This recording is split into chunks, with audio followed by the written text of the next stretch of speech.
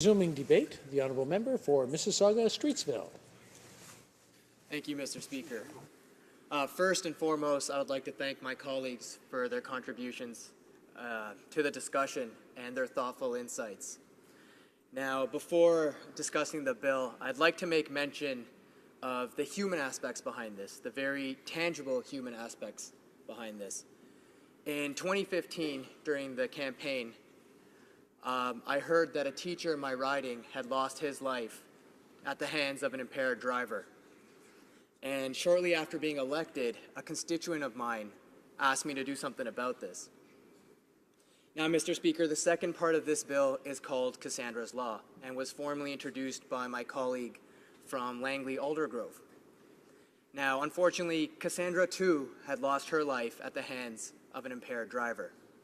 And I had the pleasure of going out to BC and meeting with Cassandra's parents. And they're working with Families for Justice, and they've collected over 100,000 manual signatures in the support of ending drinking and driving. So you see, Mr. Speaker, this is a very real concern that Canadians have all across the country. Now, to speak to the first part of the bill, the passive alcohol sensor, for the most part, this device is already at the disposal of peace officers. It's a feature in a device they have.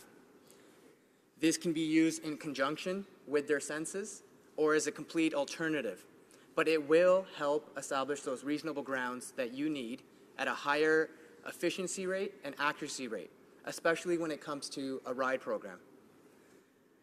The second part of the bill, Mr. Speaker, is called Cassandra's Law. It's asking for the criminal code to be amended so that the offense of impaired driving causing death will be called vehicular homicide as a result of impairment.